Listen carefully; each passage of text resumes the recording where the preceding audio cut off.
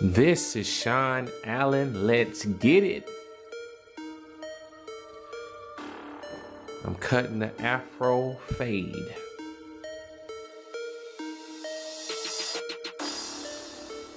Now what I'm doing is I'm balding out first, and I'm starting at the temple, and I'm just doing it like it's a low fade. Reason why I'm doing it as a low fade is because I want to make sure that I have enough room when I blend all the way up into the Afro. You got to make sure you have enough room for that.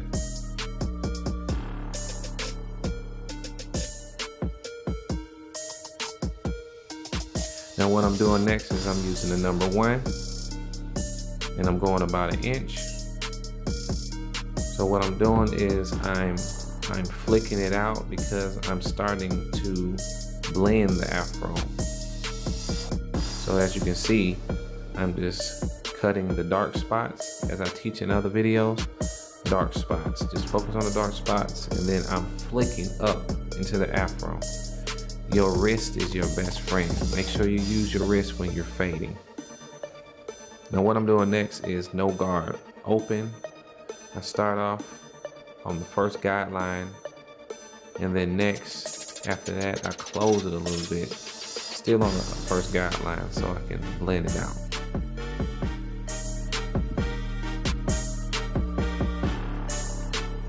So that's all I'm doing. I'm just flicking it out, open.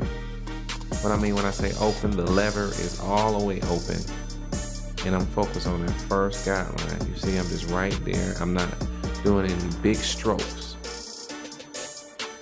Now, as you can see right there is a dark spot right there that I'm going to be working on shortly. Because sometimes when you cut hair, some spots is tougher to get out because they have dark spots in certain areas.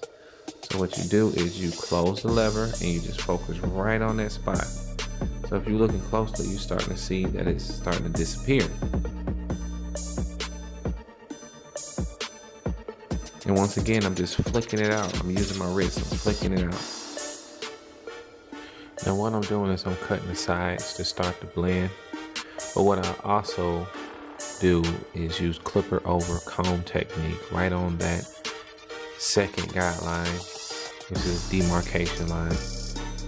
So those are 2 things that you can do, or you can use the guard like a number 2 and take that guideline out, the Afro.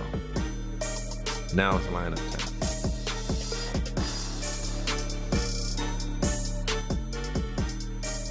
Now what I did was move the hair out the way, and I took a brush and I brushed the light hairs, or some people say baby hairs, or just the hairs in the front forward, so I can have a good crisp line. Now it's C effect time.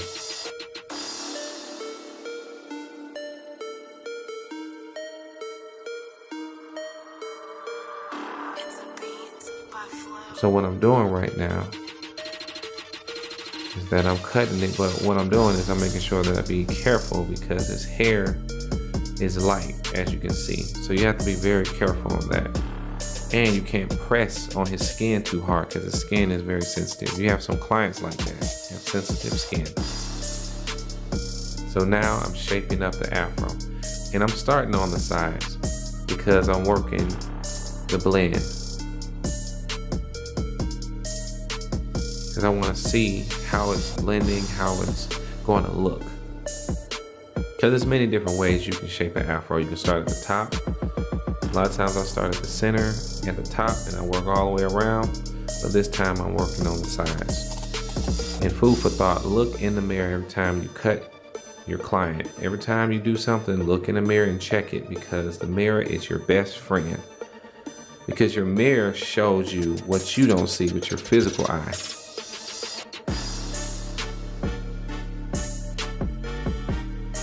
And what you also need to do is you need to make sure that you pick the Afro out and then shape it, and pick it and shape it, so you can make sure that you get it right.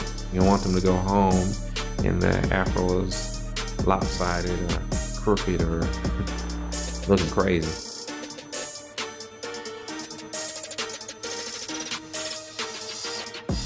As you can see, it's starting to form. It's starting to look nice. Starting to look right. Starting to look tight.